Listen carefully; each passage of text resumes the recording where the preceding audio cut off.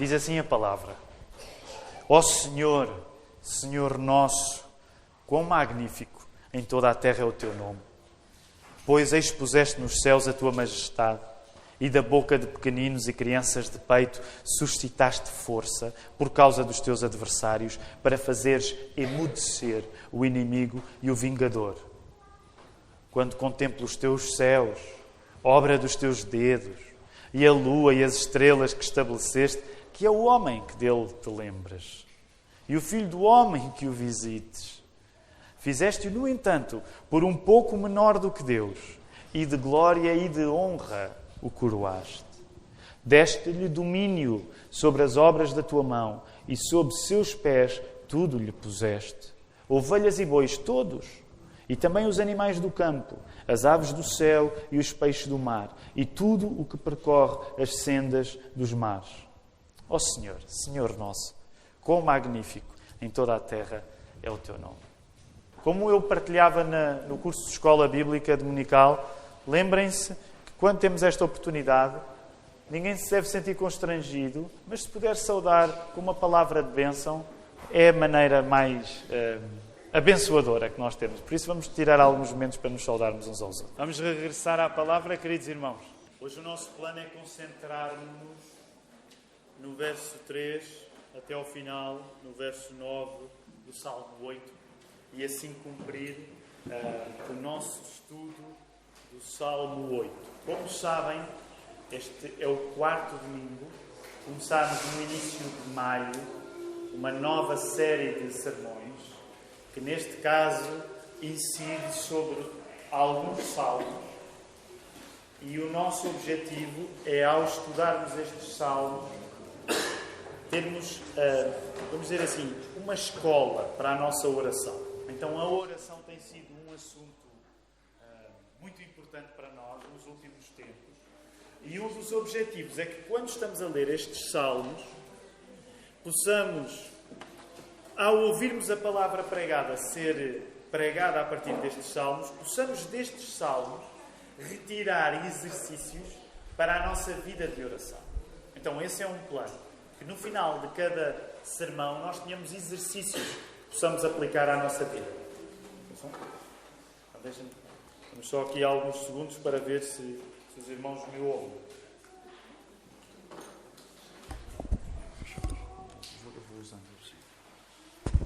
Conseguem ouvir-me, irmãos? Sim?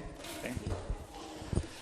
Então, tal como nos 3 primeiros domingos, em que vos preguei a partir de Salmos, também hoje quero que possamos, no final, trazer alguns exercícios para nós. Os irmãos continuam a ouvir-me? Sim? Sim. Então, vamos colocar os nossos olhos aí nos Salmos. Eu quero chamar-vos a atenção para 3 movimentos. 3 movimentos que nós encontramos neste Salmo. E quero incidir nestes 3 movimentos para que, destes 3 movimentos que encontramos no Salmo 8, nós possamos extrair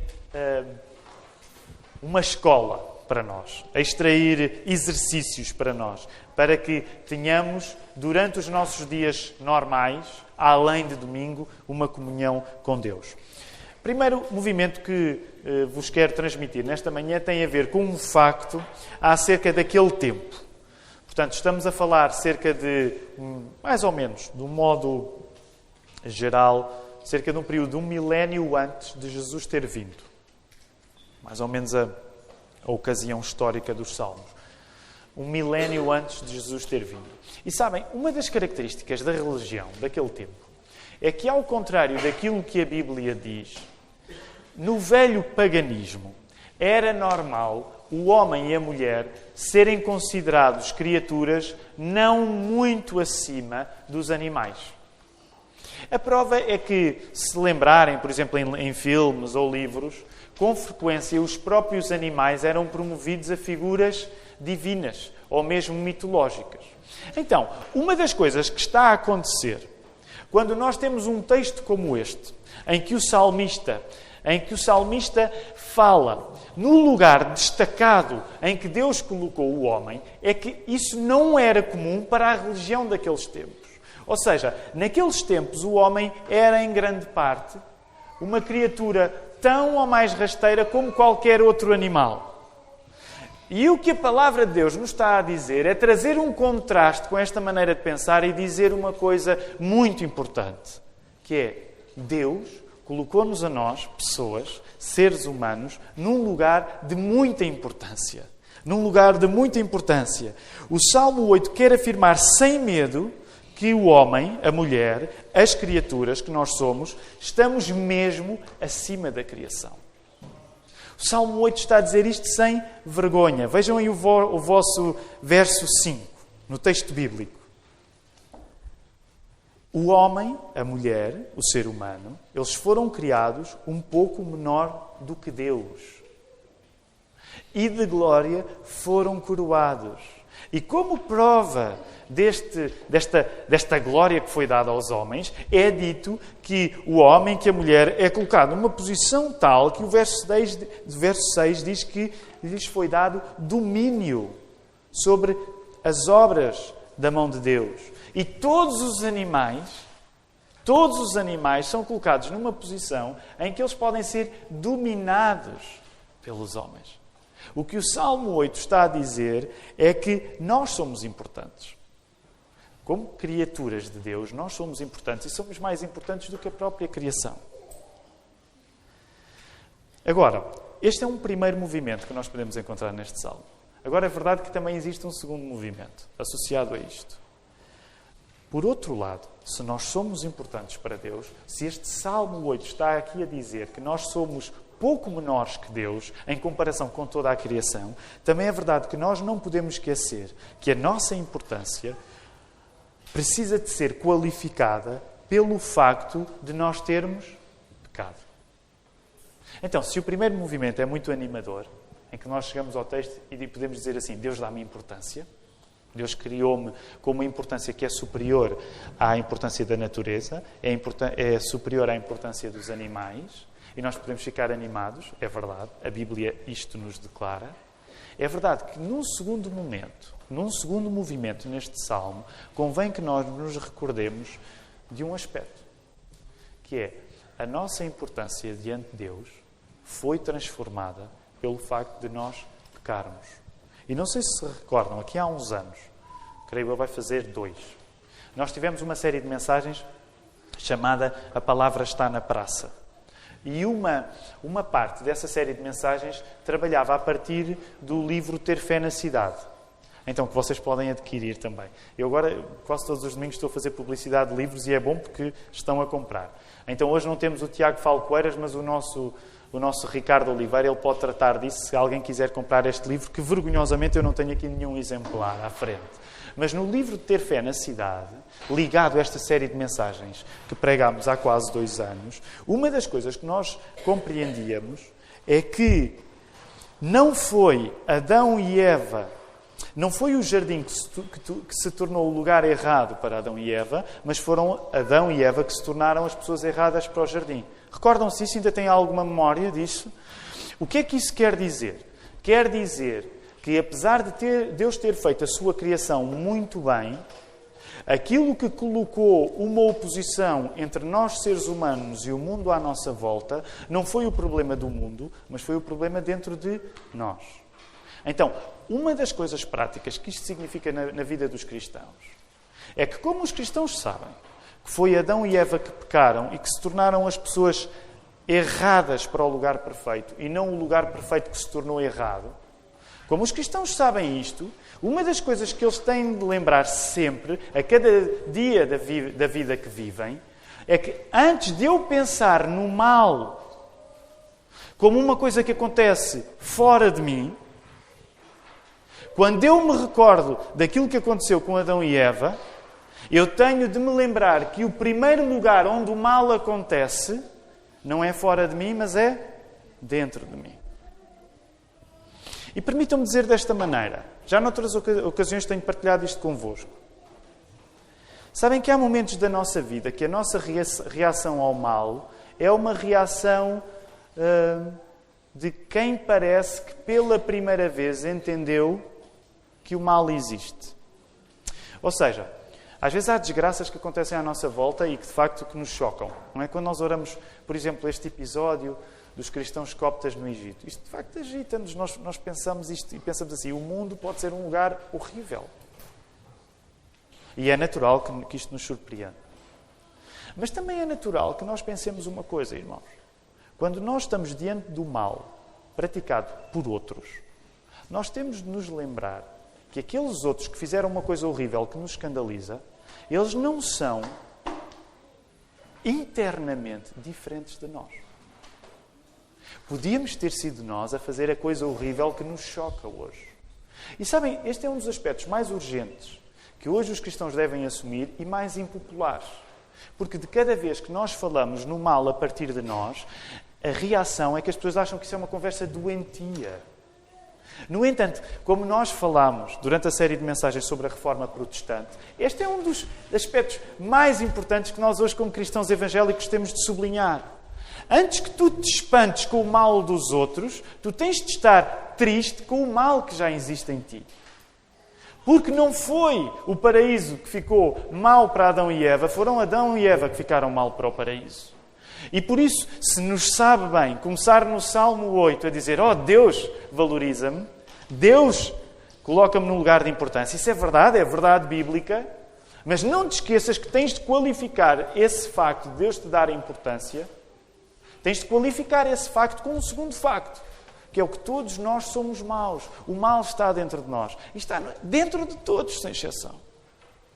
Para que a nossa perspectiva da importância que Deus nos dá seja temperada pela palavra, para sabermos que Deus, a importância que nos dá, está associada também ao facto de nós sermos pessoas que somos capazes de fazer coisas horríveis.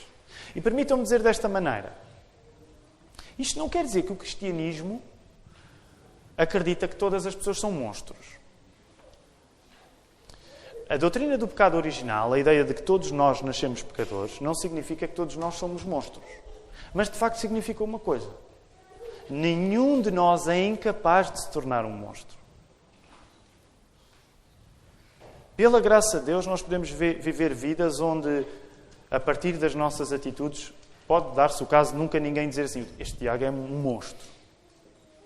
Mas eu sei que na minha natureza eu tenho capacidade para me tornar um monstro se eu me abandonar ao meu próprio pecado. E é óbvio que isto é impopular dizer, mas é uma coisa que nós precisamos de lembrar.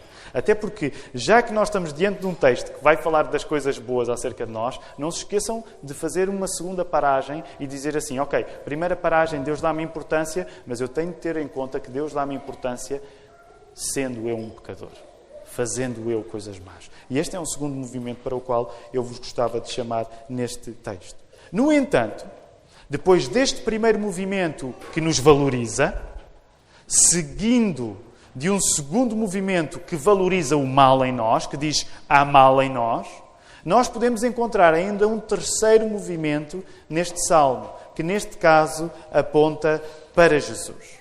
E eu gostaria que nós, nesta manhã, encontrássemos Jesus neste salmo. Podemos encontrar Jesus no Salmo 8, porque a maior importância que se pode encontrar num homem, a maior importância que pode ser encontrada num ser humano, e o ser humano é uma personagem incontornável neste salmo, a maior importância que se pode encontrar no homem é aquela que foi encontrada em quem? Aquela que foi encontrada em Cristo. Se o salmista está inspirado a dizer que Deus coloca o homem num lugar de destaque, sabem que o homem que mais destacado foi em toda a história do universo foi Jesus Cristo. E nesse sentido nós encontramos Jesus no Salmo 8. Quando se fala de se ser um pouco menor do que Deus, como diz aí o verso 5, noutras traduções pode aparecer menor do que os anjos, as duas traduções são possíveis. Quando se fala de ser um pouco menor do que Deus ou dos anjos, o termo é Elohim, e pode ser traduzido por Deus ou por anjos. E quando se fala de se ser coroado em glória, tu deves pensar em Jesus. Tu deves pensar em Jesus. O Salmo está a encaminhar-nos até Jesus. Sabem? João Calvino colocava as coisas desta maneira. Ele dizia assim: Deus, ao criar o homem, deu uma demonstração de sua graça infinita e amor paternal, o que deve oportunamente extasiar-nos com real espanto. E embora, mediante a queda do homem, essa feliz condição tenha ficado quase que totalmente em ruína, ainda há nele alguns vestígios da liberalidade divina, que é suficiente para encher-nos de pasmo. Calvino escrevia de uma maneira elaborada. Mas percebem a ideia? Deus criou-nos de uma maneira espetacular. Nós estragámos tudo a seguir. Mas apesar do estrago todo que nós fizemos, a graça de Deus que ainda existe na nossa vida, a importância que Deus nos dá, sendo nós pessoas que erram, pessoas que vez após vez não fazem vontade dele, a graça que Deus nos dá devia ser o suficiente para nós ficarmos pasmados, espantados. E lembram-se, a semana passada falámos nisso. Este é um salmo de uau! Como é que é possível, Deus, fazeres isto? Como é que é possível colocares-me a mim numa posição de tanta importância? Logo, nesta manhã eu quero aplicar estes 3 movimentos em 3 exercícios. Portanto, lembram-se, o primeiro movimento é nós temos importância aos olhos de Deus. O segundo movimento é a nossa importância foi severamente prejudicada pelo facto de nós fazermos coisas erradas. E o terceiro movimento é o homem que maior importância teve, que melhor encaixa na descrição deste uau do salmista, é o Senhor Jesus Cristo. São estes 3 movimentos. Eu gostava de os poder aplicar agora à nossa vida. Antes disso, queria só lembrar-vos, porque tenho estado a tentar fazer isto na série de mensagens. Lembram-se do exercício da semana passada?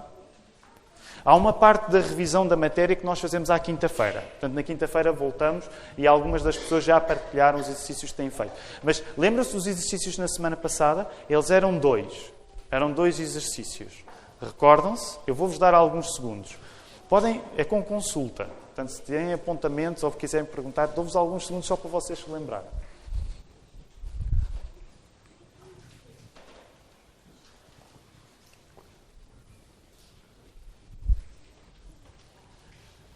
O primeiro exercício, lembram-se, era que nós pudéssemos ponderar na possibilidade de procurarmos alguma beleza à nossa volta para estarmos em oração, a contemplar a beleza de Deus. Eu não quero estragar a boa disposição da mensagem com uma resposta que possa ser fraca da vossa parte. Mas, de facto, seria interessante se há alguém que o fez, pudesse apenas assinalar. Dissesse assim, eu esta semana procurei lugares de beleza para ter mais comunhão com Deus. Há alguém que o tenha feito? Ok, graças a Deus. Okay, temos algumas pessoas que o fizeram. Graças a Deus por isso. Lembram-se do segundo exercício? O segundo exercício talvez fosse mais difícil de aplicar, mas era como é que nós vamos procurar ter oportunidade para olharmos para a fragilidade das coisas à nossa volta, também como uma manifestação do poder de Deus. E lembram-se que esse exercício vinha do facto de Deus afirmar que até uma criança que mama é mais convincente a provar que Deus existe e que fez bem as coisas do que os argumentos muito sofisticados dos ateus. Lembram-se? Algum de vocês conseguiu, durante esta semana, olhar para coisas frágeis, não tinham de ser só crianças a mamar. Há alguns que estão numa fase da vida onde isto é mais fácil de acontecer porque têm bebés. Mas algum de vocês conseguiu, durante esta semana, olhar para uma coisa frágil e descobrir nessa coisa frágil uma manifestação do poder de Deus também? Alguém conseguiu? Se alguém conseguiu, levanta a mão. Sim? Ok, temos pessoas que conseguiram. Graças a Deus. Isto é muito animador. Muito animador. Agora, esta semana, deixem-me dar-vos 3 exercícios novos. E nesse sentido, quero dizer-vos que a parte de aplicar estes exercícios vai estar mais do vosso lado do campo. Portanto, eu não vou sugerir um exercício em particular, vou sugerir uma inspiração para que depois vocês possam procurar nessa inspiração a maneira de aplicar isso. Então, em primeiro lugar, se este Salmo 8 valoriza o lugar que o homem ocupa na criação, se este Salmo 8 valoriza o lugar que o homem ocupa na criação, toma tu também a oração como um exercício prático de valorização pessoal. Agora, eu não sei como é que tu vais fazer isto, mas eu quero inspirar-te nesta manhã a que tu tomes a oração como um exercício de valorização pessoal. E o raciocínio é um pouco este.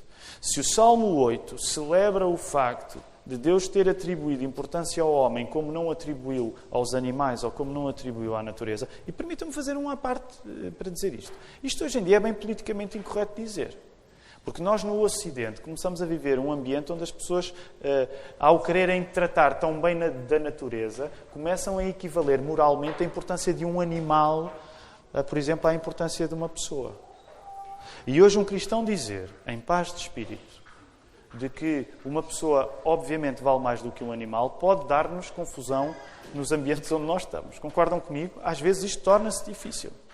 Eu não me quero distrair muito, mas sabem, aqui há uns tempos, nós vivemos em Oeiras, e Oeiras tem um parque, e há assim umas exposições, e apanhámos lá um dia, não sei qual era o nome, mas era entrada aberta, eu tinha ido com os meninos, com os rapazes à praia, então estávamos a voltar, e estava uma exposição, uma coisa canina de cães. Não é? E eu entrei, e eu até gosto de cães, nada contra, eu gosto de cães. Mas eram tantos cães e tantas pessoas devotas do seu empenho nos cães que, num certo sentido, entendam o que eu quero dizer, era um ambiente algo religioso. Cada um trazia o seu cão e cada um tentava, e eu não estou a criticar, entendam-me bem, mas cada um tentava, a partir da relação que tinha com o seu cão, manifestar uma maneira certa de viver. Percebem? Através do modo como tratavam os seus animais domésticos, no fundo, trazer um testemunho que é, eu tento viver da maneira certa. E, nesse sentido, o ambiente era algo religioso à volta dos cães. Agora, porquê é que eu estou a dar este exemplo? Porque no Antigo Egito, na época deste salmo, se necessário fosse, por exemplo, animais como os gatos eram mesmo venerados como divinos. E nós hoje podemos dizer assim, nós não somos tão primários como esses idólatras. Mas até que ponto é que às vezes no nosso relacionamento, mesmo com os nossos bichos domésticos, nós podemos não estar assim tão longe? Atenção, e cartas na mesa, nós temos uma gata em casa e tentamos tratá-la, pelo menos tentamos alimentá-la e limpar o caixote. Essa é uma parte que me cabe a mim, porque fui eu que a quis. E, portanto, a gata sombra, ela está lá, ela faz parte, num certo sentido, faz parte da família. Mas pensem, no modo como nós nos relacionamos hoje, numa cultura de grande respeito pelos animais, às vezes caímos podemos cair numa espécie de politeísmo mais soft, onde, em tanta importância que damos aos animais, não somos capazes de afirmar aquilo que este salmo diz preto no branco. O homem é especial. O homem tem a imagem de Deus de um modo que um animal não tem. E por isso, voltando ao exercício que vos quero dar é, se o Salmo 8 coloca o homem num lugar especial, e se a nossa vontade é viver isto em oração, toma a oração como um ato de valorização pessoal. E deixem-me ser muito sincero convosco, não são muitas as ocasiões que vocês me vão ouvirem falar de valorização pessoal. Eu quase que me custou escrever valorização pessoal. São duas palavras que não combinam com a minha personalidade. Eu sou a favor da desvalorização pessoal. Agora, obviamente eu estou a dizer isto, eu não quero estar aqui a encharcar-vos na minha confissão de pecados. Há maneiras egoístas de ser contra a valorização pessoal. Portanto, é óbvio que reconheço muitas fraquezas neste meu processo de não gostar da palavra valorização pessoal. Mas deixem-me dizer-vos, deixem-me falar-vos em valorização pessoal, porque acredito que a palavra nesta manhã nos leva a isto também. Eu quero ir onde a palavra nos leva. E o facto é de que pouco serve que haja importância em nós se nós não procurarmos a comunhão com Deus em oração. O que eu vos quero dizer é isto. Se a importância que Deus nos dá é uma importância de nos colocar num lugar especial em relação à criação, a melhor importância que nós podemos dar a nós próprios é ir ao encontro da pessoa que nos colocou nesse lugar especial. Percebem? Se a nossa importância é especial em relação à criação, em relação aos animais, então a melhor maneira de nós celebrarmos a importância que Deus nos dá é irmos até à fonte dessa importância. E quem nos dá a importância é o próprio Deus. Logo, se tu te queres valorizar à moda da Bíblia, porque Se tu te queres valorizar numa moda que não seja a moda da Bíblia, de facto há maneiras, tantas maneiras de te valorizares sem ser à moda da Bíblia, mas não é disso que eu vos estou a falar. Se tu te queres valorizar à moda da Bíblia, tu tens de ir ter comunhão com Deus, porque o valor que tu tens vem do facto de Deus te dar valor. Portanto, colocando as coisas neste sentido, a oração, sendo um contacto com o Deus que te atribui importância, é o gesto da melhor valorização pessoal que tu podes ter. Se tu não oras, é como se tu desprezasses o valor que Deus te dá.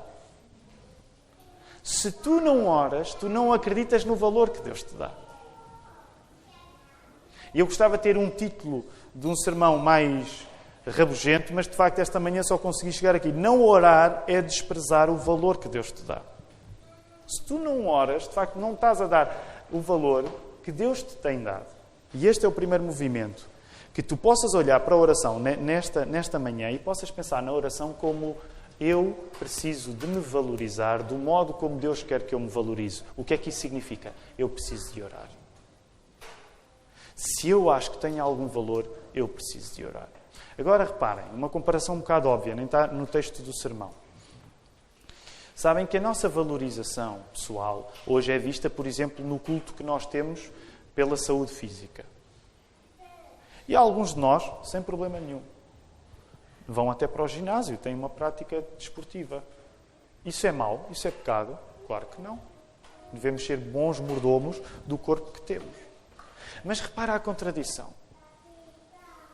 Se tu investes no ginásio, que serve para o teu corpo, e não investes na oração, tu não vais para o ginásio espiritual. O que tu estás a dizer é que a coisa mais valiosa que tens é apenas a tua carcaça. Pode ser uma bela carcaça. Mas há mais em ti para tu valorizares do que apenas o teu corpo.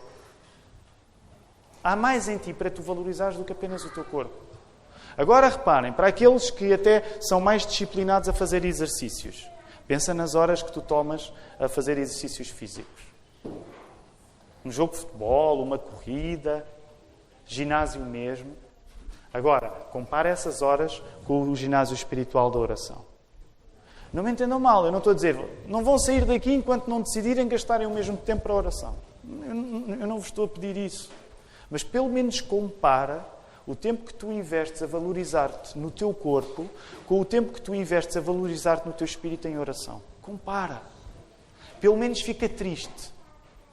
Para que Deus te possa dar entusiasmo para tu fazeres alguma coisa acerca disto. Segundo exercício. E como o pecado lascou seriamente a nossa importância diante de Deus, no sentido em que o pecado é um problema para ti e é um problema para Deus, usa a oração como uma disciplina de lidares com o que de pior há em ti. Comecei hoje com o bom, mas agora deixem-me falar do mal também. Usa a oração como uma disciplina de lidares com aquilo que de pior há em ti. E claro que sempre que falamos nisto, falamos na confissão de pecados. Usa a oração, por favor, mesmo como um hábito de confissão de pecados. Lembram-se do primeiro sermão? Lembram-se o exercício que vos sugeri a partir da sugestão do pastor Tim Keller do livro The Songs of Jesus? Era em cada texto bíblico vocês sacarem o quê? Sacarem um adora, um admite e um aspira. Então, o que vos estou a dizer agora, basicamente é apenas sublinhar a parte do admite. Usa a oração como aquele tempo onde tu passas, com a ajuda do Espírito Santo, a olhar para ti e dizer assim: Senhor, permite que o contacto com os meus erros seja privilegiado na relação que eu tenho contigo. Permite que, se alguém vai ter de dizer alguma coisa errada que eu fiz, ou alguma coisa errada que eu sou, que eu não seja surpreendido, que sejas tu que me diga isso. Que quando alguém me vem dizer: Tiago, não estiveste bem, que a tua postura possa dizer: tens razão, e Deus já me convenceu disso, quero pedir-te perdão. Até para que tu comeces a viver de uma maneira onde não seja tão necessário que as pessoas venham ter contigo a dizer: não fizeste isto bem. Mas sejas tu a tomar a iniciativa, para antes das pessoas te virem dizer: ofendeste-me, tu podes ir até às pessoas e dizer assim: eu peço desculpa porque Deus me convenceu que eu te ofendi. E sabem que é curioso, porque muitas vezes quando isto acontece, nós vamos às vezes ter com pessoas e dizer assim: eu quero pedir perdão porque eu fiz uma coisa errada, e muitas vezes a pessoa que nós ofendemos não está convencida de que foi ofendida. Mas isso não nos demove de pedir perdão. Muitas vezes nós vamos dizer assim, quero pedir perdão por isto. E a pessoa vai nos dizer, mas não há razão de. E o que nós temos a fazer é dizer assim, Deus convenceu-me que há razão de. Tu podes até não te sentir prejudicada pelo mal que fiz, mas Deus convenceu-me de que eu não te fiz bem e eu quero o teu perdão. Já vos aconteceu na vida irem pedir perdão a alguém que desvalorizou? E o que é que vocês fizeram? Desvaloriza, então retiro o que disse. Como é que fizeram?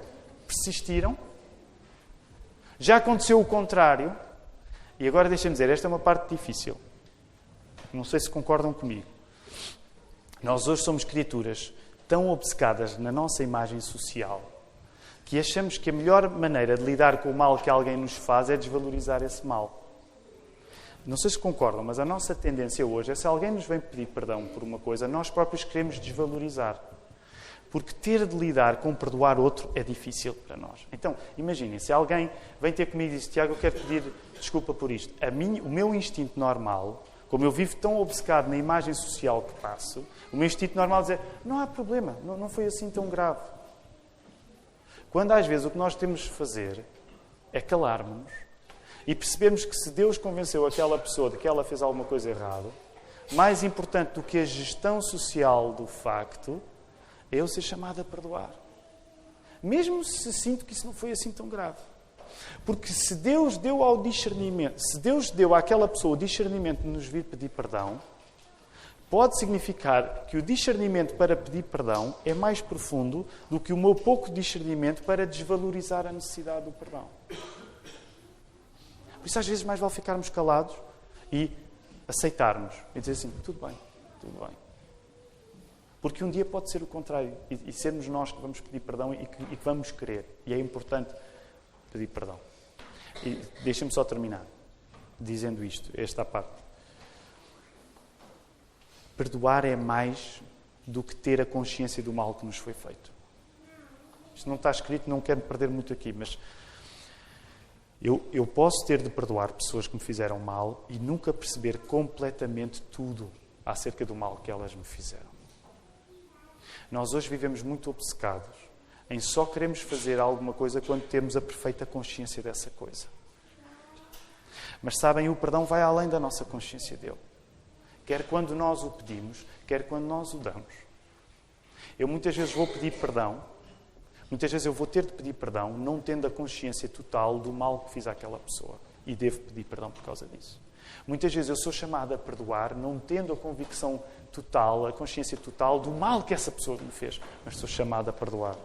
Percebem? Agora, quando eu vos digo isto, percebam que o perdão vai além da nossa consciência dele. E com isto eu não vos estou a mobilizar para vocês não terem consciência do perdão. Mas estou a dizer, o perdão vai além da consciência que tu tens. E por isso é que é uma coisa que tem de ser feita. Pensem que quando nós pedimos perdão a Deus, nós não temos todo o quadro pintadinho de como Deus se ofende nas coisas más que nós fazemos. E, no entanto, por isso é que nós dizemos dia após dia, perdoa os nossos pecados, Senhor. Porque eles vão além até do meu entendimento deles. Okay, vamos voltar ao texto para terminar. Lembrem-se que este segundo exercício usa a oração como uma disciplina de lidares com o que de pior há em ti. Admite, não é? Confissão. Terceiro e último lugar, e como reflexo do anúncio prévio que este salmo faz de Jesus. Faz da oração uma aplicação do valor sobre todos os valores. Qual é o valor sobre todos os valores? Faz da oração uma aplicação do valor sobre todos os valores. Qual é o valor sobre todos os valores?